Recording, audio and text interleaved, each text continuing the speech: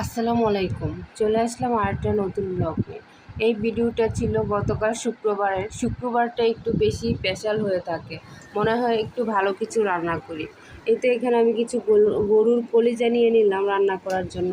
প্রথমে একটা পাতিলের মধ্যে গরম পানি করে নিলাম। গরম পানি, ফুটন্ত গরম পানির মধ্যে এবার কলিজা আর ফ্যাপসাগুলো দিয়ে দিব, দিয়ে ভালো করে সিদ্ধ করে নিব। এই কলিজার মধ্যে কিন্তু অনেক ময়লা থাকে, কালো কালো ময়লা বের হয়, তাই ভালো করে সিদ্ধ করে নিতে হবে। সিদ্ধ করে নিলাম। সিদ্ধ করে নেওয়ার পরে এবার ছোট ছোট করে কেটে নিব। কলিজাটা আমার ছোট ছোট করে কেটে ভুনা করলে খেতে বেশি মজা লাগে। এই তো কলিজাটা সুন্দর করে কেটে নিচ্ছি। এভাবে কলিজা ভুনা খেতে ভীষণ মজা লাগে, আর কলিজা ভুনা কিন্তু আমার কাছে ভীষণ পছন্দ। আপনাদের কার কার পছন্দ কমেন্টে কিন্তু জানিয়ে যাবেন। এই তো ছোট ছোট করে কেটে রেডি করে নিলাম। তারপর একটা প্যানের মধ্যে দিয়ে দিলাম কিছুটা তেল। তেলের মধ্যে পেঁয়াজ দিয়ে দিব। পেঁয়াজ কুচিটা দিয়ে ভালো করে ভেজে নিব। তার মধ্যে দিয়ে দিব কিছুটা গরম মশলা। এবার আবারও কিছুক্ষণ ভেজে নিব। এর মধ্যে দিয়ে দিলাম আদা রসুন বাটা। আদা রসুন বাটা দেওয়ার পর আবার একটু নেড়ে চেড়ে নিলাম। এর মধ্যে দিয়ে দিব হলুদ, মরিচ, ধনিয়া, জিরার গুঁড়া, পরিমাণ মতো লবণ। সব কিছু দেওয়ার পর দিয়ে দিব অল্প পানি। পানি দেওয়ার পর এবার মশলাটা ভালো করে কষিয়ে নিব। মশলা যত কষানো হবে রান্নাটা ততই মজা হয়। এই তো মশলাটা যখন ভালো করে কষানো হয়ে গেল, এবার আমি দিয়ে দিব কলিজা ছোট ছোট টুকরাগুলো, দিয়ে মশলার সাথে ভালো করে মিশিয়ে নিব। এর মধ্যে দিয়ে দিব অল্প পানি। পানি দিয়ে আবারও কিছুক্ষণ ঢাকনা দিয়ে ডেকে কষিয়ে নিব। এই তো কষানো কলিজাটা ভালো করে কষিয়ে নিচ্ছি।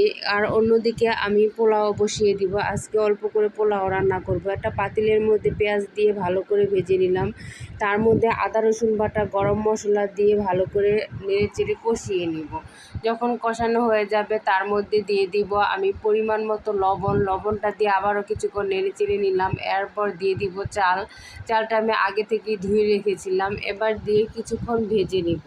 পোলাওর চালটা যত ভাজা হয় পোলাওটা ততটাই সফট হয়, আর খেতেও ভীষণ ভালো লাগে। এই তো এখানে আমি হাফ কেজি চাল নিয়েছিলাম, তার মধ্যে দিয়ে দিব 1 কেজি পানি।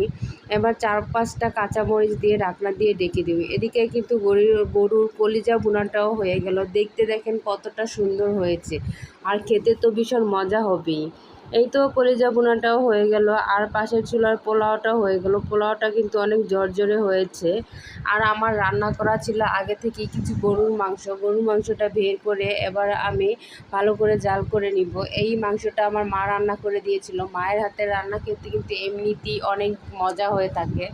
এই ছিল আজকের দুপুরের খাবার, পোলাও, কলিজা ভুনা আর গরুর মাংস। সাথে তো থাকবেই শসা লেবু।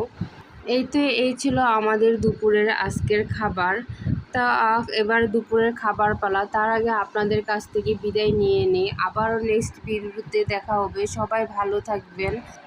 আবারও দেখা হবে নতুন কোনো ভিডিওতে। এই পর্যন্ত সবাই ভালো থাকবেন। আজকে এই পর্যন্তই। আল্লাহ হাফেজ।